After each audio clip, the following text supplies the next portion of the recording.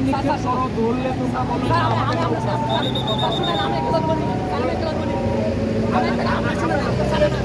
আমার সাথে আপনি এখানে স্যারের সাথে একটা আমার একটা কোশ্চেন আছে। আমরা একটু স্টুডেন্ট, অস্ত্র কি আমাদের হাতে ছিল নাকি পুলিশের হাতে ছিল? কার হাতে ছিল আপনি বলেন? আপনার কাছে প্রশ্ন রেখেছিলাম, না আপনি আনসারটা দেন, আমার আনসারটা লাগবে। অস্ত্র কার হাতে ছিল? অস্ত্র কার হাতে ছিল বলেন? আমার হাতে ছিল নাকি পুলিশের হাতে ছিল? না আপনি আপনি আপনি আনসারটা দেন, আপনি আনসারটা দেন।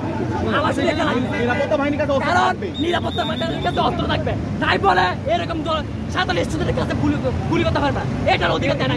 এই এখানে গুলি করছে কি বলে? এখানে স্যারের থেকে স্যারকে গুলি দিতে বলতে আমাদের স্টুডেন্ট পুলিশ থেকে হচ্ছে কিনা স্যারের গায়ে কেন পড়ছে? শুনেন, স্যারের গায়ে কেন পড়ছে?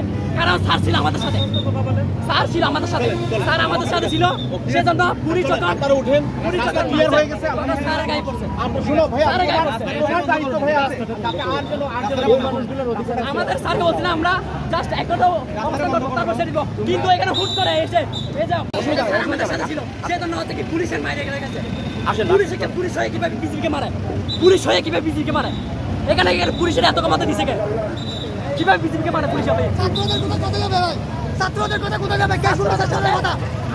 আমাদের কাছে অবস্থা নিতে তাদেরকে মাবন বিশ্ববিদ্যালয়ে পড়ে না। এখানে আমি একটা কথা বলি, এখানে হচ্ছে বিজিবি ইঞ্জিন হয়েছে, ওই যে দেখেন, ওই একটু করে আপনি ক্যামেরা করে ঘুরান।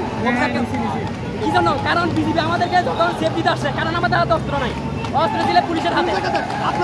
এই যে এগুলা পুলিশ, এগুলা আপনি যদি এতে যদি আইডেন্টিফিটি ক্লিয়ার করেন, অনেকেই হচ্ছে কি এসএসসি পাস করে নাই, অনেকে এসএসসি পাস করে না। রাজশাহী ইউনিভার্সিটি ট্যুরিজম ডিপার্টমেন্টের স্টুডেন্ট, আমার বাসা হচ্ছে এখানে চট্টগ্রাম, আমরা এখানে অবস্থান করতেছি, আর আমরা এখানে শান্তিপূর্ণভাবে কি করতেছি? অবস্থান করতেছি।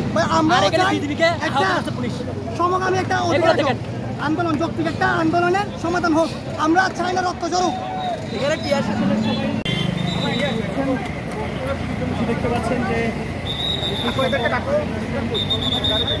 আমরা এখন